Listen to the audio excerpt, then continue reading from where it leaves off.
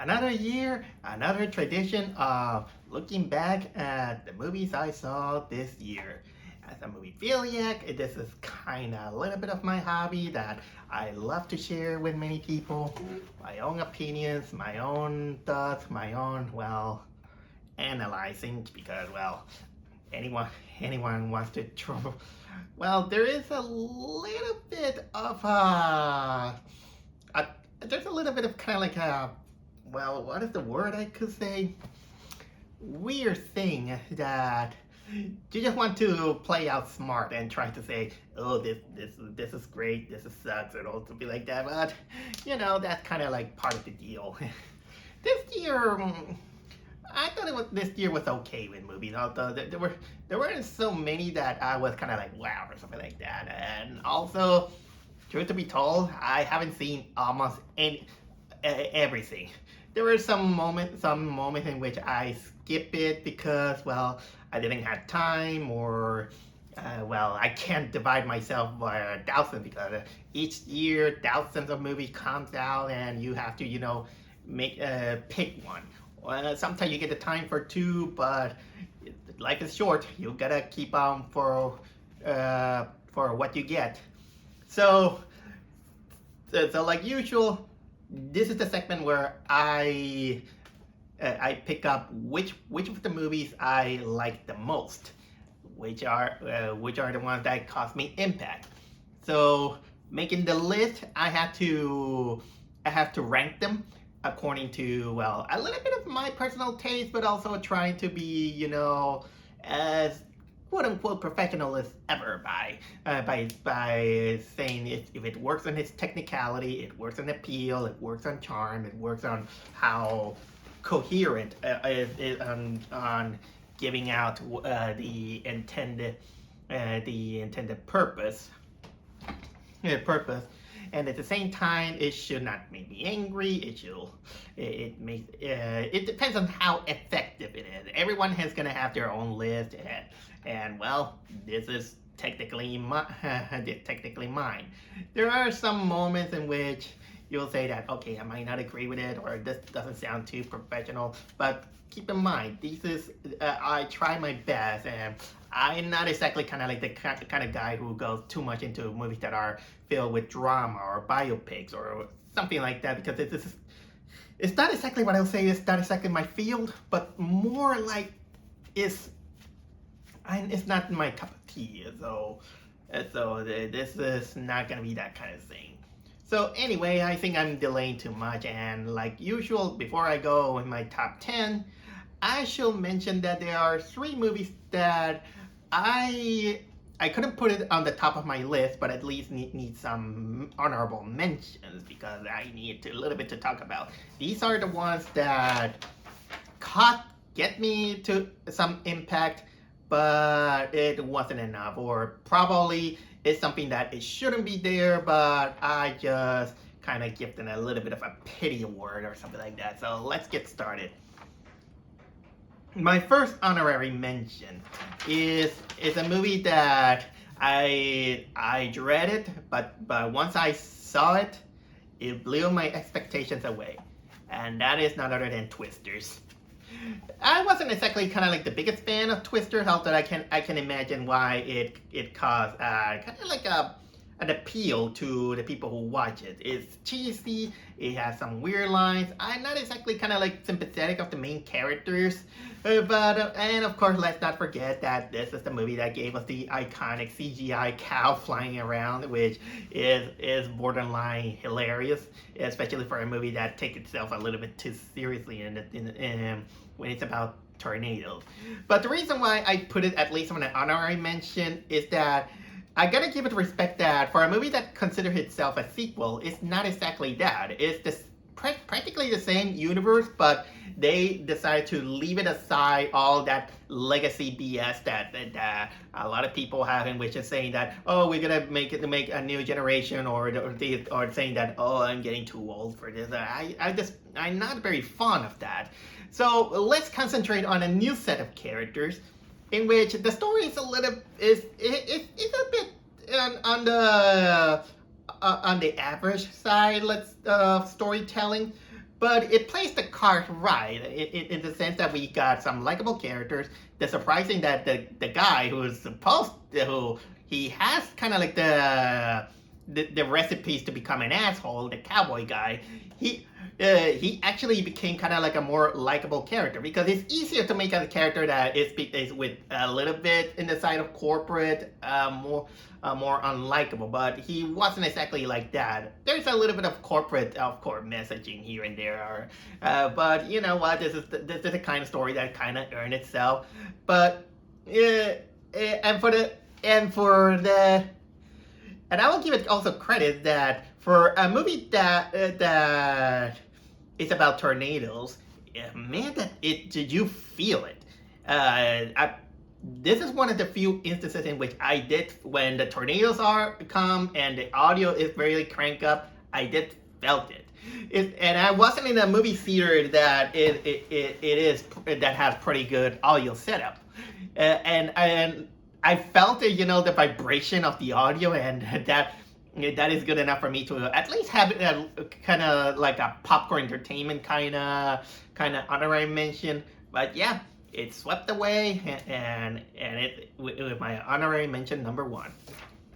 My honorary mention number 2 is a movie that I didn't want it to put it a little bit out of spite, but I have to give some certain kind of respect also. I don't think that the movie should deserve kind of like merit, considering the things that it is trying to do, and people, well, they just blindly say that, oh, because it's just cool, I just have fun, or something like that. But no, I'm just kind of like the picky guy. But you have to live and learn. Sonic the Hedgehog 3. So this is why I always have to go with, okay, it does deserve this. That's right. I'm keeping doing this. I'll keep doing this until people finally realizes that everything that has to do with the original characters, and of course its core, James Marsden, they suck. They are the worst part of the Sonic movie franchises. The more in hindsight, I think that these are becoming kind of like the equivalent of the human characters from not only just any Tyler Perry movie or any rom-com that I just despise. The more I think about it, it's kind of reaching a little bit on what was that, Eli Roth kind of the Eli Roth kind of writing. So honestly, I'll hashtag get rid of James Marsden. Let's keep it alive, because I know there's gonna be a 4th one. So with that, but still, with that out of the way, the movie, when it's not about James Marsden, it really managed to fix some of the problems that Sonic 2 had, in which it at least is aware that we don't care about these characters. We care more about the Sonic universe. Well, not for a long shot, because when the Sonic thing happens, the Sonic Shadow thing happens, this is when the movie gets good. And it shows because they restrain a lot of the James Marsden and his whole OC characters BS. Because you can tell that these actors, they are terrible at acting. And I even the character sucks. He and his family is so overly nice, or if it's overly nice, it's overly obnoxious. Which is when I'm taking my eyes on Medea and of course Wade, in which I gave a big frick when he shows up, especially since he's the guy that ruined the series, and he was embarrassing. It's that Knuckles series that cemented my fear to the movie, and luckily it didn't go that way, but it showcased how the dangers that it has. But still, when this is not there, it's still solid for a good movie making, and although it kind of makes you wish to know a little bit more about Sonic's world, especially Longclaw, who again it totally obliterates almost this character to the point that it's now a MacGuffin, a MacGuffin that probably we'll never know. So this is. And I don't know why people still don't complain about that one. But either way, for what it's done, I still thought that I was gonna have some merit on what it done, and so especially considering that I know that they could have been worse, but honestly, yeah, I thought it was fine. If you had fine with it, but you know what? Hashtag get rid of James Marsden. Keep it alive. Spread the word. And now, of course, my number 3 on the honorary mentions. My third honorary mention is the end of a trilogy of the famous Ty West trilogy, Maxine. This I actually was eager for that, especially like I said many times that one gave me a certain new level of respect to Ty West. I wasn't a fan of him, and then he showed with the movies X and Pearl, which are they're from the same timeline, same universe, and it does it really well alongside the main actress Mia Goth, who showed her flexibility in playing multiple characters, as well as her acting chops. And Maxine is no exception, being kind of the end of the trilogy, in which, of course, the first one is kind of like the big movie and where the horror happens. The Pearl was the prequel to the Pearl character, and now we got Maxine, which is showcased the survivor of the last movie, and showcasing how much she is kind of like similar but at the same time different to the Pearl character. Well, Pearl was psychotic and couldn't fulfill her dreams of stardom. Maxine kind of did it, and she is a little bit proud of it. But of course, she had to go through the notion of people loving her, or I think kind of hating her. There's some things that escape me, but they still serve kind of like a thriller in which she's involved with women getting killed, and this is during the whole fear that there's a Night Stalker roaming around, which was a real serial killer that brought fear on certain areas. And of course, even though there's some things that you might not understand until you watch the other movies, that's the point of it. And it's not kind of like the biggest one, but it showcased a very satisfying ending, at least for my opinion. Kudos that I also had to give this movie props that it has the mother of all ball crushings. This moment I wince, especially considering I'm a man, and honestly, no man she'll suffer something like that. Probably criminals, yeah, but that one showcased this moment in which the audience wins, I wins. I'll never forget that ball crushing moment. But still, Maxine, you get my third honorary mention for being the most ball-crushing movie of the year. Literally. Anyway, I think it is a good time for us to talk about my top 10 best movies of the year. You know the rules. This is my own thoughts. Some of them you might find a little bit unconventional, but okay, maybe I'm the weird guy here. But let's get started.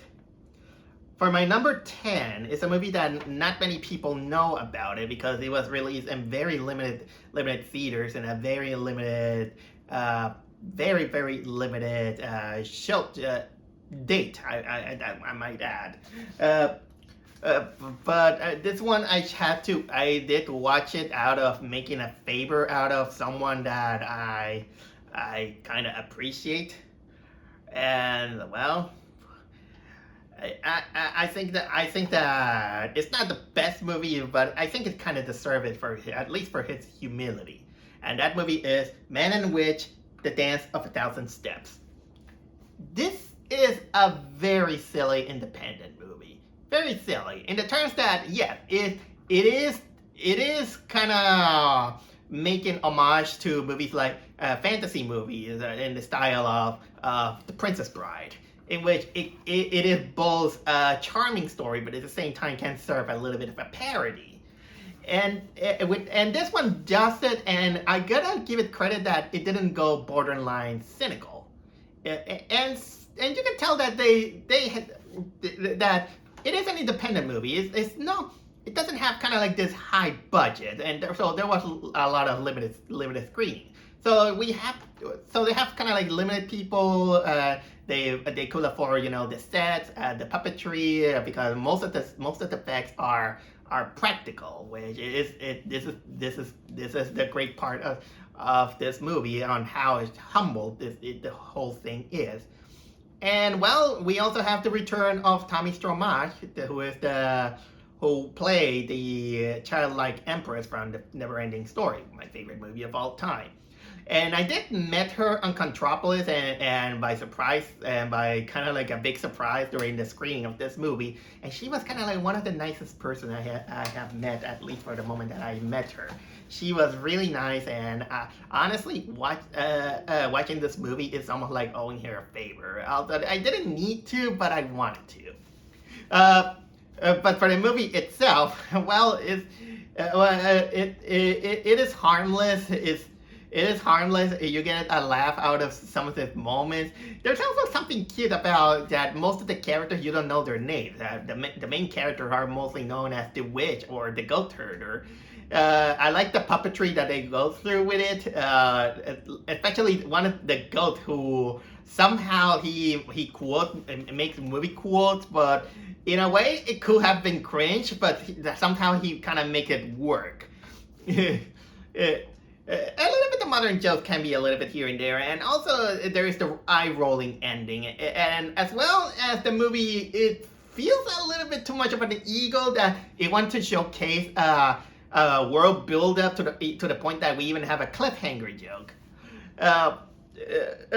But if you have kind of like the chance to watch this movie, go check it out. It's a very sympathetic kind of movie, and one of the most humble I have seen. And you don't need too much kind of like big money and showcase that. This is a movie that it was done with a passion from a few people. And well, let's go with my number 9. My number 9 is another movie that shouldn't be there, but considering the ones that I saw, well, I think that at least this one should work for what it is. The movie I'm talking about is If. What can I say about If? Yep, it's basically Foster's Home for Imaginary Friends with a little bit of a bigger budget and Ryan Reynolds.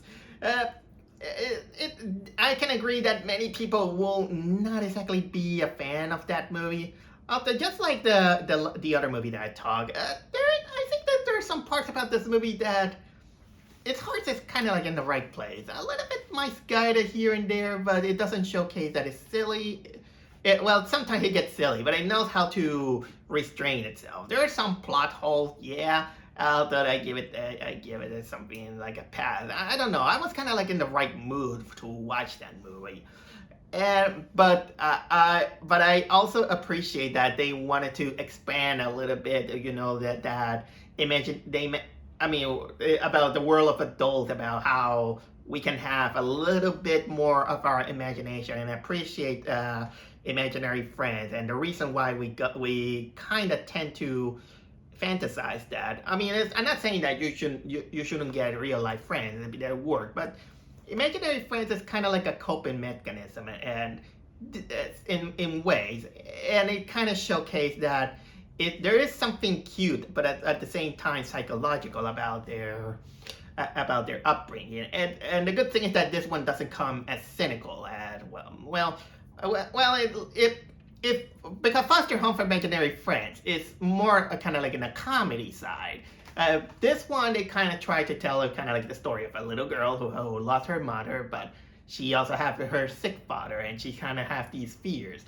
And well, then we got Ryan Reynolds doing, kind of showcase, doing all these kind of like imaginary friend kind of things that So I didn't watch it and didn't get too much of an impact, but I felt like my heart was warm enough to give this movie a pass and liking it good enough to give me something of impact, and certainly one of Ryan Reynolds' better heartwarming performances. Spirited. God, I hate this movie. But still, well, if you have some room for kind of a little bit of imagination, maybe this movie goes. It could have been gone a little bit too far, but it's good enough, at least for me. My number 8 is it defies my gravity expectations. Wicked. I know this sounded too bad. I just tried to make it on the spot. Wicked. I never read the book. I never saw the Broadway play. I know some things, but ever since the trailer, I thought that this movie was a little bit too overcooked in the terms of CGI. It's one of those that it will look pretty, but I'm sure that that people will buy it because, well, I consider art almost like flies on a zapper. And I didn't get the chance to watch it on premiere because of certain circumstances. But after that, I've been hearing people saying good things. Well, I was a little bit skeptical considering how much they wanted to promote this movie, as well as the boneheaded move of the main actress having a bone to pick with a fan artist. Luckily she half apologized for that, which not many Hollywood actors do. But as the movie itself, I had free time and then decided to watch it because many people told me that it was good, and well, I gotta believe it is good. I'm not exactly gonna overpraise it by saying it's the greatest, no. But there are some good things that I could say. It's appealing. It has some good songs. I never heard any of the songs on Wicked, and this is coming from me, who is not exactly a fan of the Oz universe. I'm not exactly even a fan of the Wizard of Oz, like many people are. I liked a little bit. It's kind of like the dark political things that happen a little bit, even though I don't know why people have a bone to pick with a person who is green when we have worse people in this social circle. Like, and I don't know why nobody make fun of the obese one, the girl in the wheelchair, or probably my favorite, the guy who dresses up like a prissy and he has these glasses that jeez. And everyone is wearing tacky clothing. Even a relative of mine who knows about art, we really kind of like make fun of how tacky those uniforms are.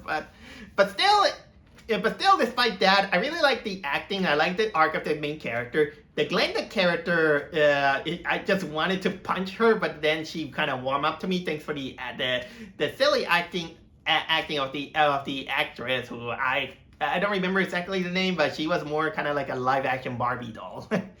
But I will say that my favorite character was the goat, even though the animals, where you can notice how the CGI is. And well, there's also the fact that this is a big build-up for a part 2. I still don't agree that this movie should have been part 1, because, well, it kind of makes me think that the Broadway play is actually 5 or 6 hours long. Is it that really? I don't think so. But I can't deny that I had some wicked fun with this one. So number 7 is one that I just do it mostly out of the spectacle and for the dumb smile on my face that it gave me, and that one is Boy Kills World. Funny thing, there is a similar movie that is none other than Monkey Man, and considering how both are kind of similar, I had to choose which one did the best job. And granted, Monkey Man was fun, but there was something a little bit off with the pacing. Sometimes it gets boring, and well, the ending was a little bit unsatisfying. Don't get me wrong, Monkey Man was actually had some good things, but in terms of that, Boy Kills World was a little bit more superior because it took Bill Skarsgård in kind of like it. How can I say in this scenario where there's this big family who rules almost everything, and well, they also have kind of like this kind of Hunger Games kind of event, and of course we got Bill Skarsgård, who is this deaf mute boy who knows how to read lips, and managed to learn how to fight, and he's there to and well. He also have an inner voice that he's basically kind of like the narrator, and it sounds like the guy from Bob's Burgers, because he is. So that inner monologue kind of brings out a little bit of a humor to this movie, that it is very action heavy and very bloody. And of course, that I'm also glad that the voice actually knows when to shut up. When the timing, it couldn't be greater. There's also kind of like this very funny moment in which there is this guy who really speaks with an awful linguistic, awful bad movement that the character is like, oh my god, he's terrible. I can't read his lips. and that brings up some kind of like an unintentional funny situation on something that should have been tragic. And also, let's give it props to this movie that it taught me how to give 5 middle fingers instead of 1. And there's a moment that it kind of drags on, but it is serviceable. And well, there is also this plot twist. There is a plot twist that you can see it coming, but also don't. I kind of almost didn't see coming in certain aspect. And so basically, this movie is kind of like my Kick-Ass, the first one, not the second one. The second one, but yeah, Boy Kills World. It just killed any notion of bad movie that I was expecting to it. I'm not very good at that. My number 6 is, well, let's keep it quiet. No, I'm not gonna keep quiet for this. But honestly, it's the movie that makes you crave for pizza, and that is A Quiet Place Day 1. How this movie came higher on that list, considering that I was okay with the other two, but this is a prequel that it just like just like Twisters, it doesn't showcase the characters that we are familiar with. It just showcased the beginning of the whole enchilada from the other two movies, but we see it more. But more important than that, we see the journey of a woman who is played by the one who is on Black Panther, just going all through New York in a city infested of those creatures, and there's still war going on against those creatures that are sensible to hearing. But her main motivation is pizza. No, seriously. Her biggest motivation is going to a specific place for pizza. It might sound silly, but as the movie goes on and you know more about her, there is kind of like an emotional attachment to her, and you kind of begin to understand why, considering that not only she has emotional attachment to that pizzeria, but then you realize that she is dying. She has cancer, and the things that she's gonna do is mostly that she's aware, and not the creatures are not letting her get in their way for her final moments on Earth. Like I said, I think that the problem that I have with the first two is that for a movie that say that it's quiet, you have to be quiet. I thought it was gonna be a movie without absolute no dialogue, but then they started talking, and that kind of thing brings me a level of disappointment. This one, well, we have a very powerful lead, and you care for that character, and also it doesn't help that she also had to carry this cat. This cat named Frodo, played by multiple cats. And fun fact, the actress actually had this fear to cats, and she had to overcome that fear in order to make the movie. But still, that cat, Frodo, he was kind of like the best cat actors in the whole year. The best pet of the year. Not only that cat was cute, but also helpful. Yeah, I know that for fantasy, a cat doesn't usually act like that, but for the sake of the movie, he did great. Oh yeah, and then we also meet this other guy who basically, he was kind of like a guy who was in the wrong place and the wrong time trying to survive, and then all this, well, this is all, like a typical horror movie with monsters. It leads to a climax that is both emotional but at the same time bittersweet. And well, this is why I will always remember this movie more than the other one. This prequel actually is better than the other one. So if you were kind of like in a knack for some decent monster movie, I definitely will recommend Frodo Cat and the Fellowship of the Pizza. I put that on Facebook, and someone said that it sounds like a garage band name. I agree. Okay, let's continue on with the list of my best movies of the year. Number 5. Speaking of cats, let's go to Latvia to watch one of the best animated movies I've seen this year, and that is Flow. This movie almost killed me. It kills me with a heartbreak, considering that it's a movie about a cat and a group of animals trying to survive a flood. And just that factor alone, your Bambi effect will trigger. And I was like, oh my god, these poor animals. Let's get this over, right? There's a CGI which is really good looking, considering that it comes from Latvia, and the engine kind of looks like it comes from a good PlayStation 5 game. Although better, you're gonna hate me for this. It looks better than Breath of the Wild. And it has kind of like this solid and mystical story about these animals that they're trying to survive this environment, but the environment is, how can I say, very mysterious. There are signs of human civilization, but the movie has no humans. And by the way, no, the animals don't talk. They act like animals. They give them a little bit, more compassion, understanding, and anthropomorphication of the animals, but they still act like their feral selves, which is admirable. How much they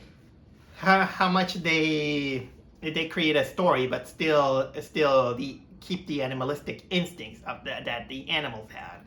In this case, we had a cat, some dogs, a lemur, a capybara, a big bird, and a giant whale.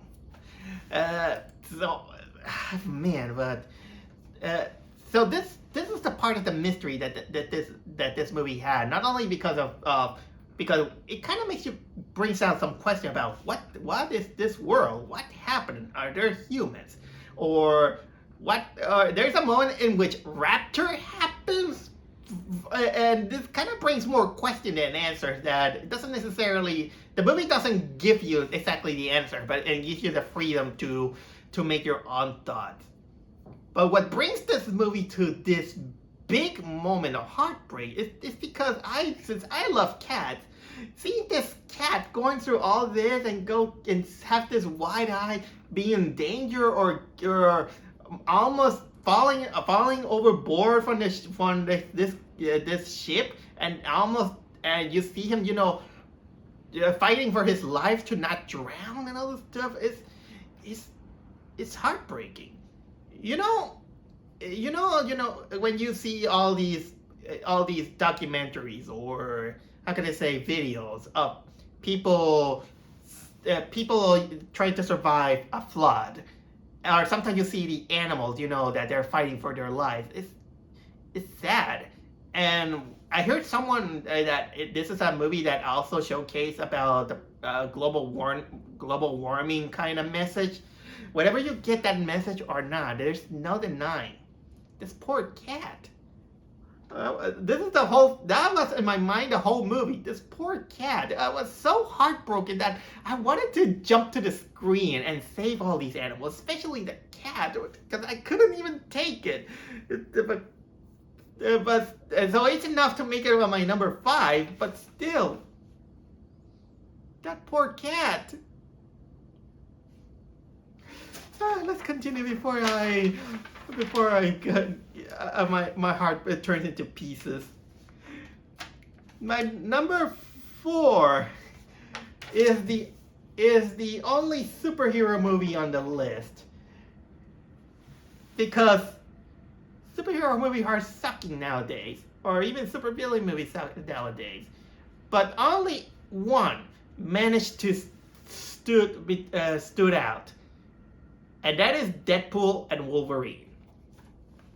Bring Ryan Reynolds and Hugh Jackman together, especially Hugh Jackman who he did retire the character, but then they had to pull him for one more. And of course, this is even the movie that kind of makes fun of the whole Disney acquiring 20th Century Fox.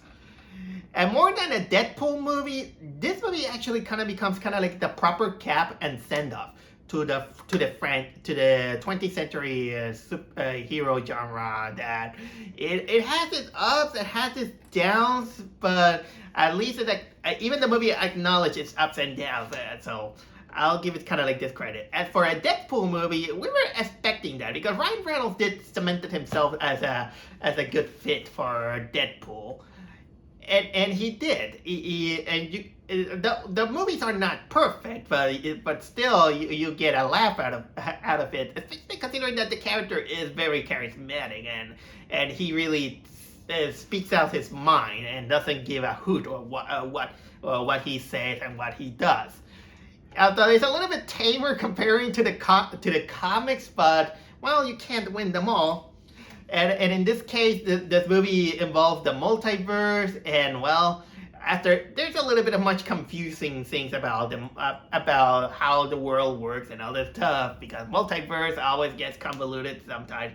Not that I have a problem with, but you know what? They made it work. They bring in Hugh Jackman.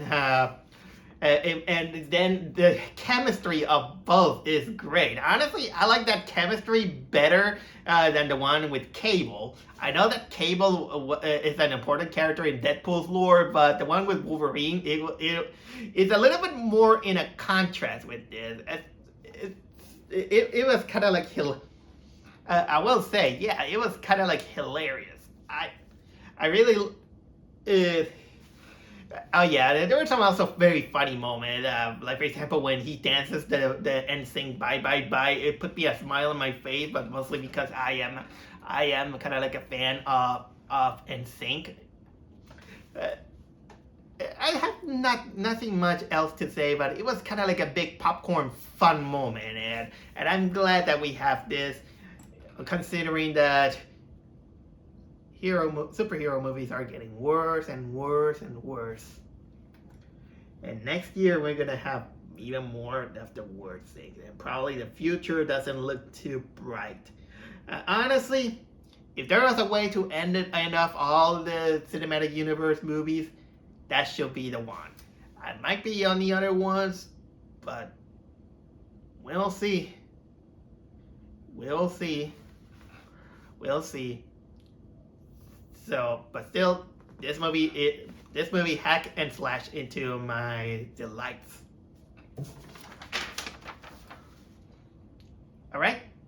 I think we're finally here. We're finally here for our top 3. These are the three winners, the ones that gave me the biggest impacts. My number 3 is the one that I saw recently. So turn off the lights because I'm gonna talk about Nosferatu, the 2024 edition. Funny thing, I failed to mention on the vlog that there is another Nosferatu remake from 1974, or 1973, I mean. It's just that I never thought it existed. I just recently found out. But nevertheless, ignoring that, this is actually proof that how remakes can be done right. It doesn't, well, the story follows the basic story of Nosferatu as well as the Dracula story. It had enough of its own identity to showcase something similar and familiar yet similar. And from the guy who brought us The Witch, this was a movie that it plays the cards right. It has good actors. It has a very eerie atmosphere. The cinematography is one of the best I have seen this year. There's the darkness. There's a murkiness. You feel it. It's a slow burn, yes, but it's a slow burn with a purpose. It is once it's set in this world in which it is almost unwelcoming, and then there's the setup that you kind of showcase that something really evil is coming, and when it comes, it delivers it on how despair-inducing it is. You see it with the characters, the protagonists, and then we see the evil of Bill Skarsgård. Bill Skarsgård, yeah, boy kills world, and now this. This time, they made a decent enough makeup to make him look like a decayed Jim Carrey, Dr. Robotnik. And it doesn't overstay its welcome. The build up, it goes on and very slowly. It lets the horror happen, and it doesn't fall, in the typical traps of wanting you making jump scares. And if they want to, they only do it once or twice. But there is a clever one that it makes use of the dark atmosphere. And yes, it has some blood. It has some blood. It brings back the interest of the Nosferatu, in which I gotta say that you should also check out the 1922 version, the old one. While it doesn't have sound and everything, it is an interesting sit through. But I'm talking about this movie that at first I was skeptical, but then I saw the trailer which hooked me into, and and considering the lengths that I had to go through to watch that movie, I still think that it delivered, it paid off. So Nosferatu, it was what's the best way I can say? It was a bloody good time. I'm not very good at this. And now, number 2. Number 2 is what I can consider is probably my best animated movie of the year. And that one is The Wild Robot. Coming from the guy who made us this. Yep, Stitch. Yeah, I'm sorry you're gonna get a horrible live action treatment, but okay, we'll jump the ship when the time comes. Also, Chris Sanders, I respect you, very good as animator, but don't do live action movies. Don't do it. You suck at it. You prove it. Don't do it. But back to The Wild Robot.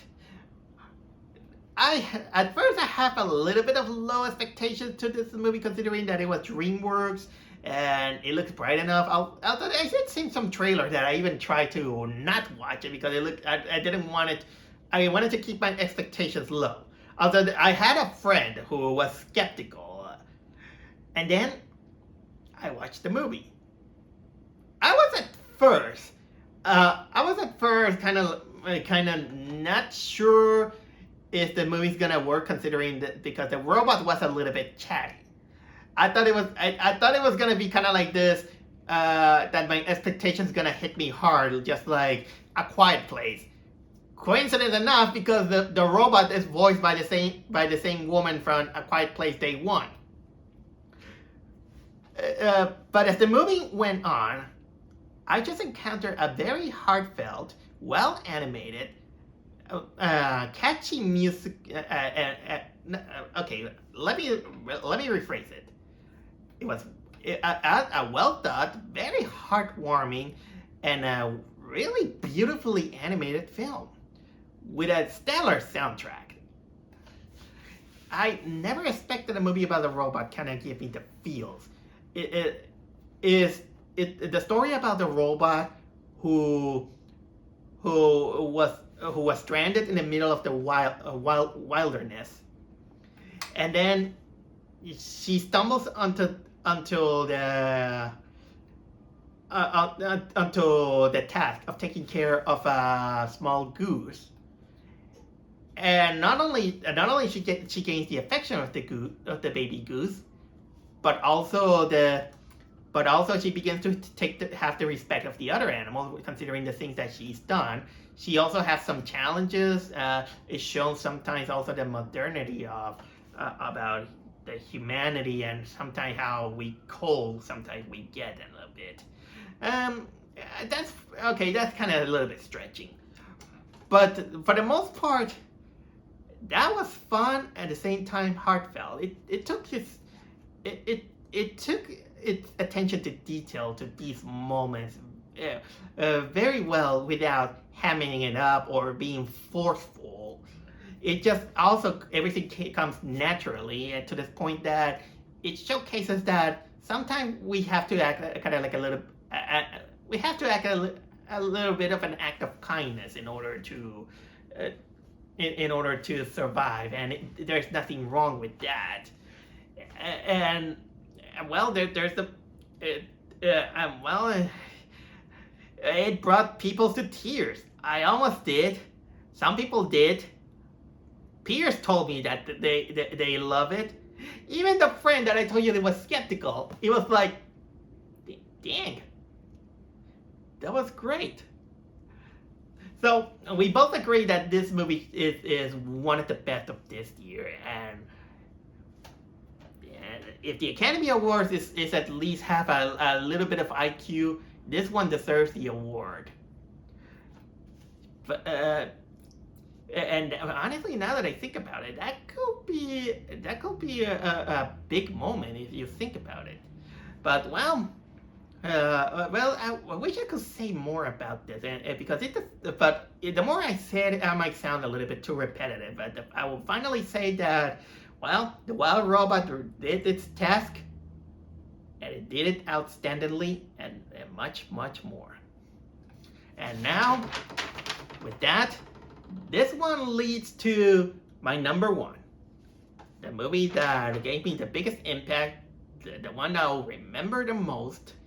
The one that it gave me true emotions, even though some of those emotions are kind of a little bit negative, but in a fun way. So you better hold to your stomachs, because my number one, the best movie of the year, is The Substance. Yep, The Substance. The cautionary tale about this woman who is a washout actress. She had her moment on the past, but now she's old, middle age, and now the casting wants to cast her out of her job for more pretty and modern people. She doesn't want that, so she get a tip from someone that there's this black market that's gonna give her a substance that they're gonna give her. they're gonna give her a better version of herself. She just has to follow the procedures, and with that, her body kind of becomes almost like a cocoon where it springs another version of herself, much younger, more chipper. But of course, it has this very strict regulation in which they can, each one can only stay for a week, and nothing more, nothing less. But of course, since this is a movie with a cautionary tale, consequences happen when you disobey, and you also become a bit of a victim of your own vanity. This movie has a lot of layers when it's about these themes. Like I said, it's about vanity in the forefront, but also there is also kind of like this social criticism to the Hollywood casting methods in which they cast someone because they look pretty, they look hey, I look beautiful and something like that, and once you reach an age, they're gonna dispose out of you because you are not good enough.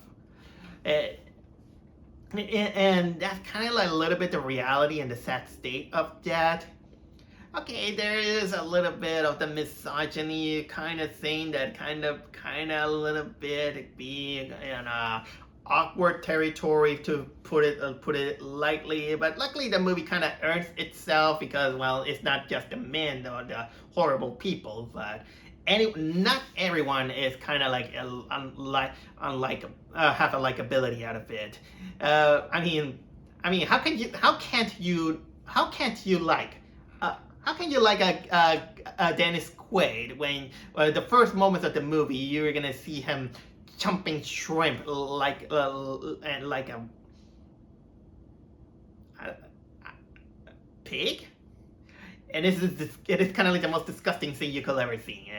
But the main character is not likable either. We pity her, we feel for her, but not exactly kind of in the likable way. But it serves for the purpose of the movie that is of what it happens. Also, there's still the mystery of the substance, in which luckily they don't explain it because that's not the point. The point is the cautionary tale of what is happening, and they show it with the tremendous acting of our main leads, especially Demi Moore and what was the other chick's name again? I don't remember, but man, that they give it all out. And as for the effects of the movie, brilliant. Not a moment is boring, and even the effects. Going with that, this is actually one of the most disgusting movies, considering that it uses also Cronenberg body horror with a purpose. And my God, I didn't mean that you have to hold on your stomach, because it will make you look food in a different manner and not a good way. It gets nasty to the point that I saw a person in the audience who was next to me. He just had to get out of the movie theater 3 times in order to breathe. And I was like, oh man. And there is this crazy climax that it cements almost everything. So I can't fault this movie for its cleverness. And with the range of the movies that there is, well, it kind of proves that there is only one. There's only one. And I don't remember exactly what was the quote of the movie, but either way, for me, the substance created the good chemistry set to become the best movie of the year. Well, that's all I have to say about the movies I like the best on 2024. So I was happy to announce that these are some of the great movies I've seen. But you know what? Like always, this is far from over, because now we're going to have a little bit more fun and digging which ones that are on the bottom. You know, it's the tradition. So, see you in part 2.